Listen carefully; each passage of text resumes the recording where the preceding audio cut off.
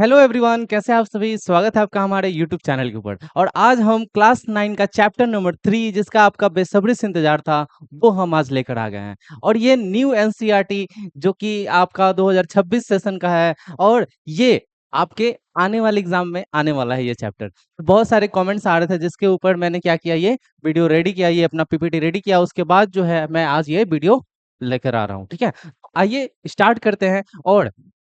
और chapter 1 chapter 2 YouTube पे डाल चुका है मैंने। और पार्ट 1 दोनों का डाला हुआ है, पार्ट 2 आने वाला है। जैसा आपका रिव्यू रहेगा वैसा वीडियो आ जाएगा। ठीक है, तो कहीं ना कहीं आप लोग कमेंट कीजिए और जो है कि उसका पार्ट 2 जल्द से जल्द आ जाएगा। ठीक है, तो चलिए आज हम स्टार्ट करते हैं बिना देरी के चैप्टर 3 को। और मोस्ट इंपॉर्टेंट ये चैप्टर है हमारा, चैप्टर 3, जिसका नाम है atmosphere and climate. Atmosphere and climate, ये थर्ड चैप्टर है हमारे इस न्यू एनसीईआरटी 2026 का। ये थर्ड चैप्टर है हमारा। तो आइए स्टार्ट करते हैं बिना देरी के। तो चैप्टर का सबसे पहले हम लोग क्वेश्चन डिस्कस करेंगे कि कौन से क्वेश्चंस जो हैं बहुत मतलब ज्यादा एस्पेक्टिव जो है एग्जाम में पूछे जाने वाले हो सकते हैं। तो फर्स्ट क्वेश्चन है हमारा कि what is the composition of the atmosphere. देखिए, अभी तक हमने क्या देखा कि अर्थ के बारे में पहले पहले चैप्टर में पढ़ा। उसके पहले चैप्टर में पढ़ा था हमने सोशल साइंस क्या होता है उसके बारे में। अब हम लोग उसके बाद पढ़े अर्थ के बारे में। फिर अब थर्ड चैप्टर जो है अर्थ के चारों तरफ एक एटमॉस्फेयर है उसके बारे में जानेंगे। अर्थ के चारों तरफ एक ब्लैंकेट का है, एक लेयर बना हुआ है, उसके बारे में जानेंगे, है ना। और उस लेयर के अंदर कैसे कैसे क्लाइमेट्स हैं, कैसे कैसे वेदर कंडीशन होते हैं, वो सब भी हम लोग जानेंगे। चलिए, तो इस फर्स्ट क्वेश्चन में हम लोग को क्या देखने को मिलेगा कि एटमॉस्फेयर के कंपोजिशन के बारे में, यानी एटमॉस्फेयर में किन किन चीजों को पाया जाता है, एटमॉस्फेयर किन किन चीजों से बना हुआ है, ये जानेंगे। सेकंड क्वेश्चन जानेंगे कि how do the different layer of the atmosphere affect the planet earth. और अगर हम लोग पढ़ेंगे कंपोजिशन के बारे में, उसके साथ साथ हमारे एटमॉस्फेयर के जो लेयर्स हैं उसके बारे में भी जाने कि ये डिफरेंट डिफरेंट टोटल 5 लेयर है, पांचों लेयर के बारे में जानेंगे कि कैसे वो अर्थ के प्लैनेट को अफेक्ट करता है, अर्थ प्लैनेट को अफेक्ट करता है, ये भी जानेंगे। तो सेकंड क्वेश्चन ये। थर्ड क्वेश्चन क्या है कि what is the mechanism of monsoon. Monsoon कैसे काम करता है, मॉनसून आता कब है जाता कब है ना, ये भी जानेंगे हम लोग। मॉनसून के फैक्टर क्या क्या है। How can we reduce our carbon footprint, हम अपने कार्बन फुटप्रिंट को कैसे रिड्यूस कर सकते हैं। और फुटप्रिंट के बारे में हम लोग आगे भी जानेंगे, यहाँ भी डिस्कस कर लेते हैं कि total amount of green house gases, कौन सा गैसेस भाई, ग्रीन हाउस गैसेस। उसमें कौन से गैस आते हैं, कार्बन डाइऑक्साइड, मीथेन, है ना, वेपर, वाटर वेपर, ये सारे generated by the generated by our action, यानी कहीं ना कहीं ये ह्यूमन एक्टिविटीज की वजह से जनरेट होता है, जिसके वजह से ये ग्रीन हाउस गैस कहलाता है।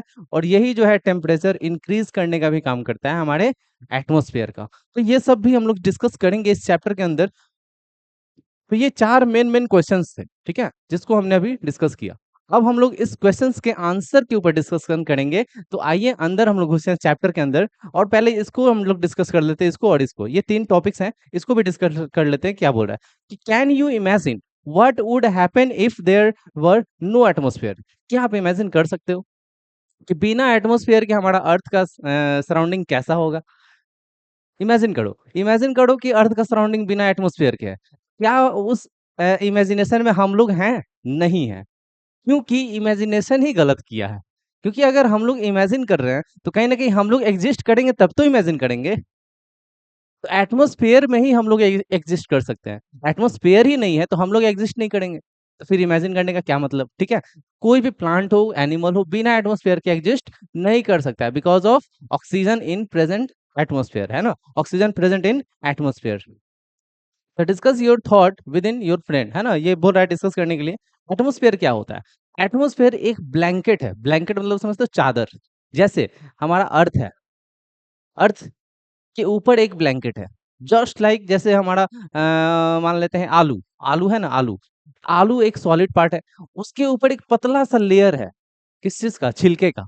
आलू के छिलके का एक पतला सा लेयर है, वही पतला सा लेयर हमारा क्या है, एटमॉस्फेयर है। और अंदर का जो आलू है वो कौन सा है, वो क्या है? हमारा अर्थ है। वो कौन है? हमारा अर्थ है। ठीक है, हमारा अर्थ का काम करता है वो आलू, और ऊपर का जो लेयर है वो एटमोस्फेयर का काम करता है। ठीक है, जो छिलका है वो एटमोस्फेयर का काम करता है। ठीक है, तो वही चीज यहाँ पे लिखा हुआ है कि इसी छिलके के अंदर आपके हर चीज आ जाते हैं, 5 गो लेयर आ जाते हैं, इसी में टेम्परेचर होता है, लाइफ को भी प्रोटेक्ट करता है ये हमारा छिलका, यानी आलू को प्रोटेक्ट करता है ये हमारा छिलका, यानी एटमोस्फेयर। ठीक है, यानी वेदर, क्लाइमेट, टेम्परेचर, सारा चीज इसी में आता जाता है, इसी में होते रहता है। ठीक है, इसी एटमोस्फेयर के अंदर ही होता है। ठीक है, चलिए आगे बढ़ेंगे नेक्स्ट स्लाइड की तरफ।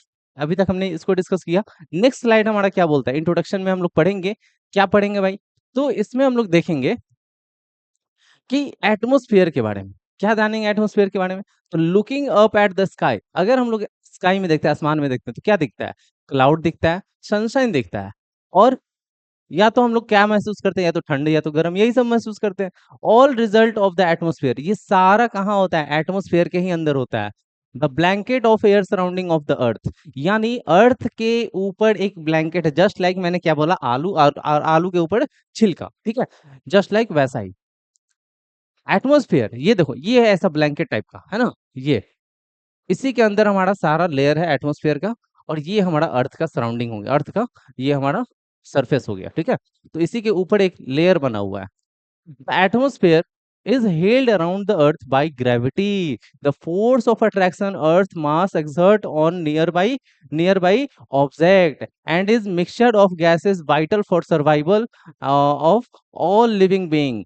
चलिए, यहाँ पे क्या बोला है कि ये जो हमारा एटमॉस्फेयर है, इसको अगर होल्ड कर रहा है, इसको अगर रोक कर रखा है, तो ये कहीं ना कहीं ग्रेविटी, फोर्स ऑफ अट्रैक्शन इसको रोक करके रखा है, इस एटमॉस्फेयर को। यानी कहीं ना कहीं अर्थ का एक फीचर है जिसको हम लोग बोलते हैं force of attraction. Force of attraction जो क्या करके रखा है? एटमॉस्फेयर को पकड़ के रखा है, नहीं तो एटमॉस्फेयर कहीं और चला जाता है ना। तो एटमॉस्फेयर को पकड़ के कौन रखा है? हमारा फोर्स ऑफ अट्रैक्शन, जिसको हम लोग अपने आम भाषा में गुरुत्वाकर्षण बोलते हैं और ग्रेविटी भी बोलते हैं। ठीक है, तो इसी के अंदर क्या है? हमारा मिक्सचर ऑफ गैसेस है ना?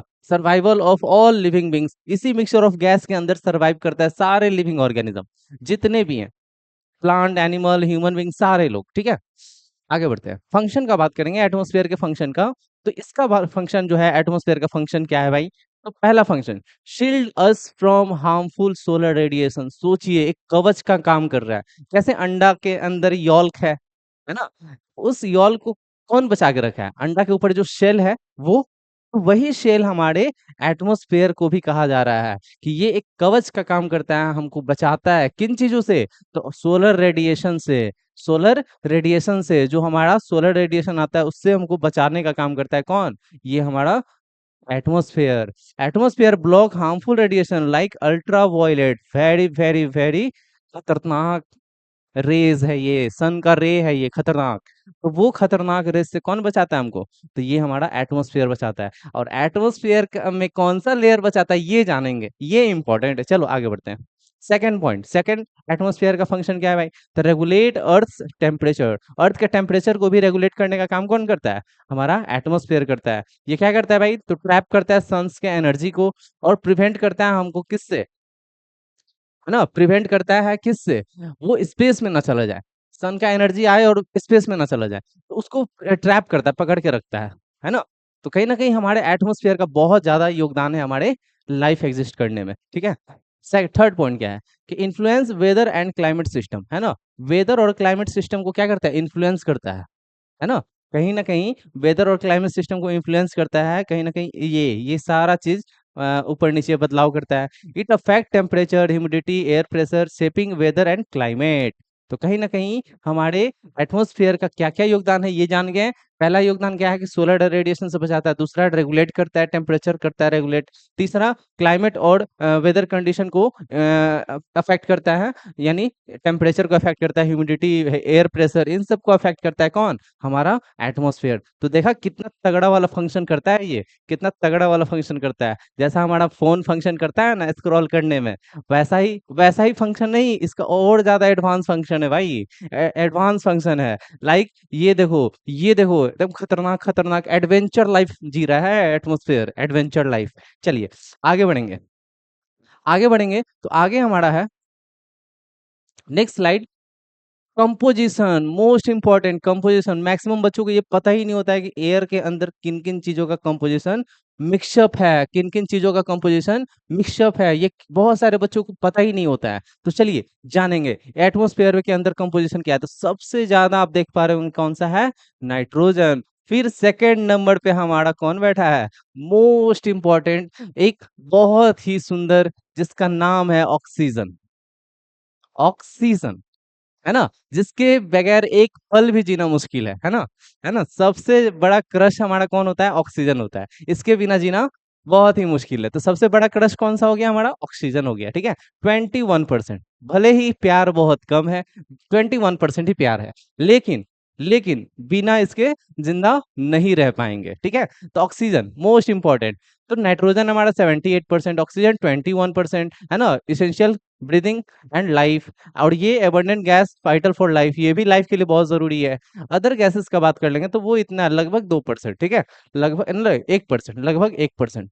तो ये 1% में कार्बन डाइऑक्साइड है 0.04, आर्गन है 0.93, है ना, helium, neon, krypton, xenon, ozone, hydrogen, ये सब मिला करके 0.03% है। यानी ओवरऑल अगर देखा जाए तो ये वाटर पेपर भी है हमारा 0.1 से 0.4%। इन सबको मिला दिया जाए तो ये हो जाता है 100%, जो कि हमारा एयर का कंपोजिशन है। एटमॉस्फेयर में जो एयर है उसका कंपोजिशन, इसमें डस्ट पार्टिकल भी है ना, डस्ट पार्टिकल भी है। तो ये हमारा एयर का कंपोजिशन हो गया, जो कि हाइट के अकॉर्डिंग चेंज भी होते रहता है ना, हाइट के अकॉर्डिंग। जैसे मान लो ऑक्सीजन नीचे ज्यादा ऊपर कम होगा, है ना। जैसे बहुत सारे लोग पर्वत पे चढ़ते हैं, पहाड़ पे चढ़ते हैं, तो नीचे में ऑक्सीजन है बहुत ज्यादा, लेकिन ऊपर में ऑक्सीजन क्या हो जाता है, कम हो जाता है। जिसके वजह से लोग क्या करते हैं, सिलेंडर लेकर जाते हैं पीठ के ऊपर, ऑक्सीजन सिलेंडर, है ना, ऑक्सीजन सिलेंडर लेकर जाते हैं पीठ के ऊपर। तो कहीं ना कहीं ये मोस्ट इंपॉर्टेंट गैस है हमारे लिए जीने के लिए, है ना।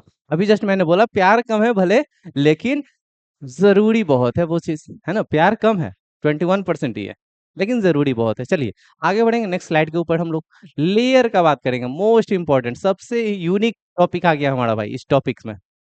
इतने सारे टॉपिक में सबसे यूनिक टॉपिक हमारा लेयर का बात करेगा। अब 5 लेयर है हमारा, ये पांचों लेयर के बारे में जानेंगे। इन पांचों लेयर के बारे में जाने तो सबसे पहले हम लोग बात करेंगे ट्रोपोस्फेयर।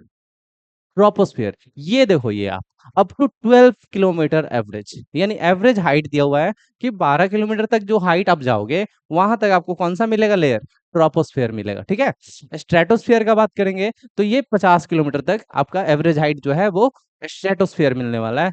मेसोस्फियर का बात करेंगे तो अप टू 80 किलोमीटर तक आपको मेसोस्फियर का थिकनेस है ना। थर्मोस्फियर का बात करेंगे तो 80 to 700 किलोमीटर, सोचिए कितना मोटा लेयर है, कितना मोटा लेयर है ये थर्मोस्फेयर, ठीक है। सबसे लास्ट अपर मोस्ट लेयर जो कि अंतरिक्ष में भी चला जाता है, ये हमारा एग्जोस्फेयर, ठीक है, सबसे लास्ट का लेयर है। जान लेते हैं इन सबका प्रॉपर्टी क्या क्या है, फीचर क्या क्या है। तो फीचर सबका सामने सामने दिया हुआ है। चलिए आगे बात करेंगे। पहला, लोवेस्ट लेयर, सबसे नीचे अगर लेयर है तो बेचारा कौन है, ट्रोपोस्फेयर है, सबसे नीचे बेचारा है, सबसे नीचे। यानी देखो ये ऐसे करके ऐसे कैसे 5 लेयर है, 5 लेयर, 1 2 3 4 5। तो ये वाला लेयर जो है ये हमारा ट्रोपोस्फेयर है। ये कौन सा लेयर है, ये ट्रोपोस्फेयर है। उसके बाद है हमारा स्ट्रेटोस्फेयर, यानी ये लेयर हमारा स्ट्रेटोस्फेयर हो गया। फिर है मेसोस्फेयर, ये मेसोस्फेयर, ये थर्मोस्फेयर और ये एक्सोस्फेयर। इसके ऊपर बढ़ेंगे तो यूनिवर्स आ जाता है, अंतरिक्ष आ जाता है ना, यूनिवर्स। ये है troposphere, stratosphere, mesosphere, thermosphere, exosphere. तो ये सारा हमारा लेयर है, ठीक है। चलिए आगे बढ़ेंगे, बात करेंगे इन सब के प्रॉपर्टीज के बारे में, फीचर्स के बारे में। लोवेस्ट लेयर है हमारा ट्रोपोस्फेयर, है ना। टेम्परेचर डिक्रीज होता है विथ एल्टीट्यूड, है ना। अगर जैसे ही हम लोग, ये हमारा सरफेस है अर्थ का, जैसे ही इसके ऊपर जाएंगे, इसके ऊपर जाएंगे तो टेम्परेचर क्या होगा, घटते जाएगा। इसके ऊपर जाएंगे, अर्थ के सरफेस से ऊपर जाएंगे तो टेम्परेचर नीचे जाएगा, मीन्स टेम्परेचर घटता चला जाएगा। यानी मान लेते हैं अर्थ के सरफेस पे 20 डिग्री सेल्सियस है, तो ऊपर जाते जाते 10 हो जाएगा, 12, ये घटेगा, मतलब 20 है तो 18, 17, 15, 14, 12, 10, 5 ऐसे होते चला जाएगा। तो टेम्परेचर क्या होगा, घटेगा, है ना, डिक्रीज होगा। Contain the air we breathe most water vapour and cloud. यानी इसके अंदर एयर है सांस लेने के लिए। आपके वाटर वेपर भी हमारे इस ट्रोपोस्फेयर के लेयर में मिल जाएंगे। क्लाउड का फॉर्मेशन भी इसी में होता है। वेदर का सारा कंडीशन इसी के अंदर होता है, चाहे बारिश हो, कुहासा हो, ओला गिरे, कुछ भी हो, सारा इसी में होता है, सारा चीज इसी में होता है। और इसको सेपरेट करता है कौन? ट्रोपोपॉज। ट्रोपोपॉज। अब ये देखो, ये हमारा है थर्मोस्फेयर। थर्मोस्फेयर से जैसे ही, हम लोग एंट्री करेंगे स्ट्रेटोस्फेयर में, तो उसका जो बॉर्डर है ना, बॉर्डर बॉर्डर पॉइंट, वही है ट्रोपोपॉज। जहां जहां थर्मोस ये ट्रोपोस्फेयर खत्म होगा, वहीं पे ट्रोपोपॉज जो है हमारा एक तरह से बॉर्डर का काम करता है, और फिर एंट्री हो जाता है किसमें? स्ट्रेटोस्फेयर में, सेकंड लेयर में। ठीक है, तो ये देखो सेकंड लेयर का काम क्या है। तो फ्री ऑफ क्लाउड, यहाँ पे कोई क्लाउड नहीं होता, कोई वेदर कंडीशन नहीं होता है, हवा पानी कुछ नहीं होता है यहाँ पे। यहाँ पे एकदम शांति का माहौल है, जिसकी वजह से यहाँ पे फ्लाइंग यानी जहाज उड़ाना मुश्किल नहीं है, बहुत आसान है। इसीलिए जो भी एरोप्लेन होता है, ये सब होता है, सारा एक्टिविटी उसी के अंदर होता है। ठीक है, ozone layer most important layer है भाई, मोस्ट इंपॉर्टेंट लेयर, जो कि हमारा स्ट्रेटोस्फेयर के अंदर ही मौजूद है। स्ट्रेटोस्फेयर, स्ट्रेटोस्फेयर के अंदर ही ओजोन लेयर है हमारा। ओजोन लेयर जो है ये क्या करता है? फिल्टर करता है, फिल्टर। जैसे चाय छन्नी को कैसे हम लोग छान लेते हैं छन्नी से, वैसे ही ये छन्नी जो है हमारा किसको फिल्टर करता है? UV radiation, ultra violet radiation को, जो कि बहुत ही हार्मफुल है हमारे लिए। स्किन के ऊपर अगर ये पड़े ना, तो ये स्किन कैंसर तक कर सकता है। तो इसलिए ये बहुत ही इंपॉर्टेंट है हमारा ओजोन लेयर का होना। ठीक है ना? इसको भी सेपरेट कर रहा है स्ट्रेटोपॉज। स्ट्रेटोपॉज जैसे ये ट्रोपोपॉज इसको सेपरेट करता था ट्रोपोस्फेयर को, उसी तरह स्ट्रेटोस्फोर्ड इसको सेपरेट करेगा स्ट्रेटोस्फेयर को। ठीक है, यानी स्ट्रेटोस्फेयर जहां पे खत्म होगा, वहीं पे ये रहेगा हमारा स्ट्रेटोपॉज। ठीक है, चलिए थर्ड लेयर है हमारा मेसोस्फेयर। मेसोस्फेयर, इसका काम क्या है? Temperature decrease with altitude. Altitude बढ़ेगा तो टेम्परेचर घटेगा। कहाँ पे? मेसोस्फेयर के अंदर। एल्टीट्यूड, टेम्परेचर घटेगा अगर एल्टीट्यूड बढ़ेगा। Most meteoroids entering from space burn off here. जितने भी ओला गिरता है ना ऊपर से, है ना, अंतरिक्ष से बहुत सारे मेट्रोइड एस्ट्रॉइड आता है, वो सारा जल करके खाक हो जाता है। किस जगह पे? तो मेसोस्फेयर। कहाँ पे? मेसोस्फेयर में ही जल के खाक हो जाता है। इसलिए हम लोग को लगता है कि टूटता तारा दिख रहा है। क्या दिख रहा है? टूटता तारा दिख रहा है ना? ऐसा लगता है, लेकिन वो टूटता तारा नहीं है, क्या है हमारा? मेट्रोइड्स है, मेट्रोइड्स है। ठीक है, चलिए थर्ड हो गया। अब हमारा फोर्थ का बात करेंगे, थर्मोस्फेयर। ठीक है, thermosphere. Temperature rises rapidly, absorb X ray and UV radiation. Most important, इस लेयर में क्या होता है कि टेम्परेचर जो है ना बहुत तेजी से बढ़ता है, बहुत तेजी से, रैपिडली, है ना। और ये एब्जॉर्ब करता है किस चीज को? एक्स रे और यूवी रे, दोनों को एब्जॉर्ब करता है। और ये रिफ्लेक्ट करता है किस चीज को? रेडियो वेव्स को, है ना। रिफ्लेक्ट करता है रेडियो वेव्स को, जिसके अंदर कंटेन होता है आयनोस्फेयर। इसी लेयर के अंदर कौन सा लेयर है? आयनोस्फेयर, थर्मोस्फेयर के अंदर। जैसे हमने क्या पढ़ा कि स्ट्रेटोस्फेयर के अंदर ओजोन लेयर है, उसी तरह थर्मोस्फेयर के अंदर आयनोस्फेयर लेयर मौजूद है।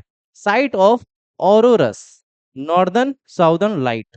अब ये ऑरोरस क्या होता है भाई? क्वेश्चन अगर पूछ देगा तो क्या बताएंगे? तो ऑरोरस को समझने के लिए हम एक अच्छे से स्लाइड लाए, अगले स्लाइड में देखेंगे। और देखो लास्ट वाला, पहले इसको जान लेते हैं, फिर ऑरोरस को समझ लेंगे। एक्सोस्फेयर, एक्सोस्फेयर क्या है? तो वेरी थिन एयर, बहुत ही पतला लेयर है ये, इसमें thin air light gases like helium and hydrogen. एक एक पतला सा लेयर है जिसके अंदर कौन से गैसेस हैं? हीलियम और हाइड्रोजन। हीलियम और हाइड्रोजन, ये लाइट गैस है, बहुत ही हल्का होता है। तुरंत देखते हो ना, बलून के अंदर हीलियम गैस भरा जाता है और ऊपर उड़ जाता है वो, है ना। वो नीचे अगर हम फूक करके भरते हैं तो वो नीचे रह जाता है, क्योंकि वो भारी एयर होता है जो हम लोग फूक के भरे। और जो ऊपर उड़ गया यानी हीलियम गैस है उसके अंदर। ठीक है, हीलियम गैस है। Space escape into space due to weak gravity. और ये जो गैस है ना, हीलियम और हाइड्रोजन, ये तुरंत यूनिवर्स के ऊपर चला जाता है, ऊपर उड़ जाता है। क्यों? क्योंकि ये ग्रेविटी के पकड़ में नहीं होता है। ठीक है, चलिए अब हम लोग जानेंगे ऑरोडस क्या होता है। ऑरोडस, हाँ ये रहा ऑरोडस। अच्छा ये रहा ऑरोडस।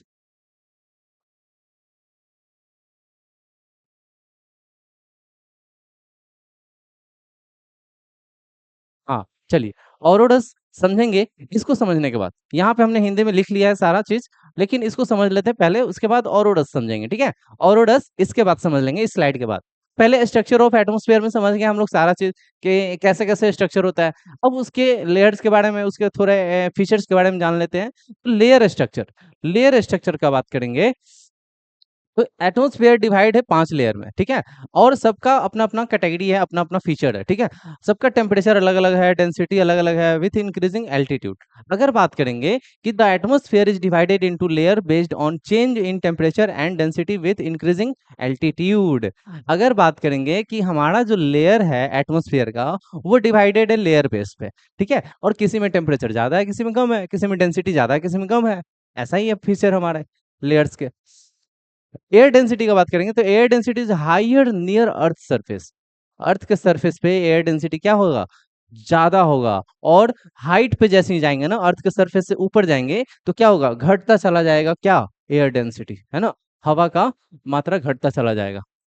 इंपॉर्टेंट नोट, यहाँ पे ये इंपॉर्टेंट नोट क्या है भाई, तो temperature decrease with altitude only in the troposphere and mesosphere.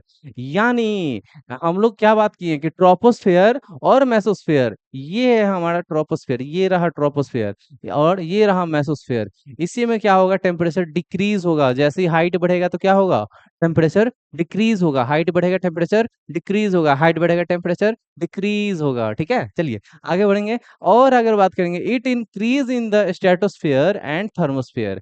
Stratosphere and thermosphere, इसमें क्या होगा, टेम्परेचर इंक्रीज होगा। हाइट बढ़ेगा तो टेम्परेचर इंक्रीज होगा। जैसे जैसे हाइट बढ़ेगा वैसे वैसे टेम्परेचर बढ़ेगा, जैसे जैसे हाइट बढ़ेगा वैसे वैसे टेम्परेचर बढ़ेगा। चलिए ठीक है, किसमें ऐसा होगा, तो स्ट्रेटोस्फेयर में होगा और थर्मोस्फेयर में होगा। स्ट्रेटोस्फेयर में होगा और थर्मोस्फेयर में होगा। जैसे जैसे हाइट बढ़ेगा टेम्परेचर भी बढ़ेगा, ठीक है। चलिए आगे बात करेंगे, एल्टीट्यूड क्या होता है भाई। तो हम लोग पता कर लिए कि एल्टीट्यूड क्या होता है, तो height of the location above the mean sea level. यानी कभी भी कभी भी हाइट को मेजर करते हैं कि भाई ये पहाड़ का हाइट कितना है, ये प्लेन का हाइट कितना है, ये प्लेटू का हाइट कितना है, या फिर बोल सकते हैं इस क्या बोलते हैं, थर्मोस्फेयर का हाइट कितना है, मेसोस्फेयर का हाइट कितना है, कितना हाइट तक गया, कहाँ से मेजर करते हैं, ऐसी थोड़ी हवा से, हवा में होकर के मेजर कर लेते हैं, नहीं, सी लेवल से मेजर करते हैं। कहाँ से, सी लेवल से। यानी 0.0 से स्टार्ट होता है, यानी जीरो का वैल्यू जो है, ऑरिजिन वैल्यू जो है वो है हमारा सी लेवल, ठीक है। सी लेवल से ही हमारा हाइट को मेजर किया जाता है। चलिए, ये क्या लिखा है, ऑरोरा। ऑरोरा क्या होता है भाई, ये भी समझेंगे हम लोग। तो ऑरोरा जो है क्या होता है कि come from the Latin word, ये कैसा वर्ड है, लैटिन वर्ड है, जिसका मतलब होता है डॉन या फिर मॉर्निंग लाइट, जिसका मतलब होता है डॉन या फिर मॉर्निंग लाइट। और ये वर्ड आया कहाँ से, तो रोमन गॉडेस ऑफ डाउन, है ना, after the Roman goddess of down, ये वर्ड आया है, रोमन वर्ड है, ठीक है, कॉज्ड बाय। अब ये होता कैसे है ये जानेंगे, तो समझ लेते हैं आगे, समझ लेते हैं यहाँ पे अब हम लोग ऑरोरस के बारे में। ऑरोरा, देखिए ऑरोरा, ऑरोरा क्या होता है समझिएगा ध्यान से। क्या लिखा है यहाँ पे कि अरोड़ा पृथ्वी के ध्रुवीय क्षेत्रों, यानी उत्तरी और दक्षिण ध्रुव, यानी जो हमारा अर्थ है ना, अर्थ जो है इसके ऊपर यानी नॉर्थ पोल, और यहाँ पे नीचे में साउथ पोल, नॉर्थ पोल और साउथ पोल के आसमान में रात के समय दिखाई देने वाली एक प्राकृतिक और बेहद खूबसूरत रंगीन रोशनी है ना। जैसे यहाँ पे जो आसमान होगा हमारा, यहाँ पे जो आसमान होगा, एक खूबसूरत इधर भी आसमान होगा, एक खूबसूरत इधर भी आसमान होगा। तो कहीं ना कहीं इस ये जो है हमारा, ये क्या है, एक तरह से स्काई, स्काई, ठीक है, स्काई, ये क्या है हमारा, स्काई। तो स्काई है जो आसमान है, एक खूबसूरत नजारा होगा, रंगीन नजारा, रंगीन, और रंगीन रोशनी जैसा दिखेगा। और उस रोशनी में अलग अलग कलर दिखेंगे। इसे ध्रुवीय, इसे उत्तरी ध्रुवीय प्रकाश, यानी अगर उत्तर साइड में है, नॉर्थ साइड में, तो उत्तर ध्रुवीय प्रकाश, और साउथ में है तो दक्षिण ध्रुवीय प्रकाश, यानी north pole, north pole light, south pole light, है ना, north pole light, south pole light. लेकिन इसको इस भाषा में क्या कहते हैं, जो नॉर्थ वाला साइड में है, ऑरोरा बोरलेस, बोरियलिस, ऑरोरा बोरियलिस। ये नॉर्थ साइड में रहेगा तो ऑरोरा बोरियलिस, ऑरोरा बोरियलिस। और दक्षिण साइड में यानी साउथ साइड में तो इसको बोल देंगे ऑरोरा ऑस्ट्रियलिस, ऑरोरा ऑस्ट्रियलिस। ये नाम आपको याद रखने हैं, ठीक है, ये नाम आपको याद रखने हैं। नॉर्थ साइड में होगा तो ऑरोरा ब्रोलिस, है ना, बोरोलिस। और साउथ साइड में होगा तो ऑरोरा ऑस्ट्रियलिस, ऑरोरा ऑस्ट्रियलिस, ठीक है। भी कहा जाता है यह अद्भुत खगोलीय घटना तब घटती है, ये कब होता है भाई, कब होता है, जब सूर्य जो है, सूर्य से निकलने वाले अवशेषित कण, यानी सूर्य से जो निकलते हैं ना पार्टिकल्स, पार्टिकल्स आयंस, वो जो है रेडिएशन के फॉर्म में आता है, वो जो है सोलर विंड, है ना, तीव्र गति से यानी बहुत तेजी से पृथ्वी की तरफ आता है ना, ये वायुमंडल में प्रवेश करते हैं और ये हमारे एटमॉस्फेयर के अंदर क्या करता है, एंट्री लेता है। और जब ये कण हमारे वायुमंडल में मौजूद गैसों यानी हमारे एटमॉस्फेयर के अंदर जो अवेलेबल गैस है उसके साथ क्या करता है, जैसे ऑक्सीजन और नाइट्रोजन इसके साथ क्या करता है, टकराता है।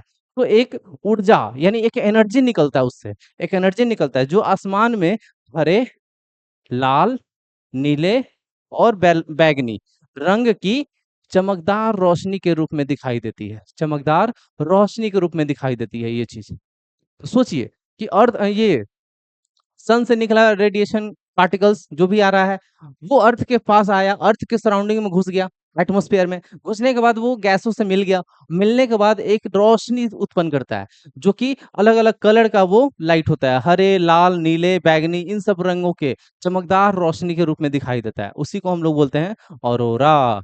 क्या बोलते हैं, ऑरोरा। कोई दिक्कत, कोई दिक्कत नो सर। चलिए आगे बढ़ते हैं। अब हम लोग बात करेंगे ये चीज, why we don't feel atmospheric pressure. आखिर हम लोग का एटमोस्फेरिक प्रेशर क्यों नहीं फील होता है, क्यों नहीं फील होता है? तो यहाँ पे साफ भाषा में लिखा है कि इसलिए फील नहीं होता है क्योंकि air presses on us from all side. हवा चारों तरफ हमारे ऊपर प्रेशर लगा रहा है, हवा चारों तरफ से हमारे ऊपर प्रेशर लगा रहा है और हमारा बॉडी जो है एक्सर्ट कर रहा है an equal counter pressure in response. लेकिन बदले में हमारा बॉडी भी रिस्पॉन्स कर रहा है भाई, है ना। बाहर की तरफ प्रेशर लगा रहा है, बाहर की तरफ हमारा बॉडी बाहर की तरफ प्रेशर लगा रहा है जिसके वजह से एक्सटर्नल प्रेशर हमारे ऊपर ज्यादा इफेक्ट नहीं डाल पाते हैं, ठीक है, बाहरी प्रेशर। चलिए आगे बढ़ेंगे, यहाँ से हम लोग यहाँ तक तो क्लियर हो गया। अब बढ़ेंगे आगे, ये समझ गए हम लोग। पढ़ेंगे हम लोग वेदर एंड क्लाइमेट के बारे में। मोस्ट इंपॉर्टेंट है भाई, मोस्ट इंपॉर्टेंट है। क्यों भाई? क्योंकि हम लोग के चारों तरफ कहीं ना कहीं कोई ना कोई वेदर है, कोई ना कोई क्लाइमेट है। कहीं ना कहीं उसको समझना भी तो जरूरी है कि कौन सा वेदर चल रहा है, कौन सा क्लाइमेट चल रहा है। तो आइए भारत के बारे में भी जानेंगे और पूरी दुनिया के बारे में भी जानेंगे। वेदर, वेदर क्या होता है पहले ये समझेंगे। तो वेदर जो है ना घंटों घंटों में बदल सकता है, दिन दिन में बदल सकता है ना, मिनटों में भी बदल सकता है। अभी बारिश हो रहा है तुरंत रुक भी जाए, धूप हो जाए तुरंत, ऐसा भी हो सकता है। तो कंडीशन जो है ना एटमॉस्फेयर के अंदर ऐसा हो सकता है कि घंटों घंटों में बदल जाए, दिन दिन में बदल जाए। आज बारिश हुआ तो कल बारिश नहीं होगा, आज अगर धूप है तो कल हो सकता है बारिश हो जाए, है ना। बिन मौसम बरसात हो सकता है किसके अंदर, वेदर के अंदर, ठीक है। Can change significantly from day to day.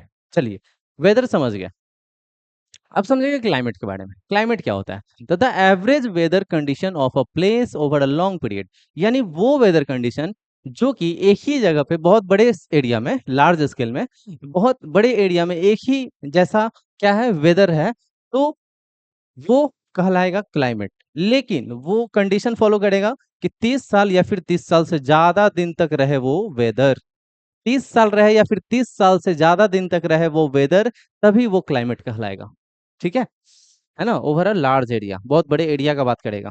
So the long term pattern of weather, है ना, किसी एक वेदर का लॉन्ग टर्म पैटर्न चले तभी।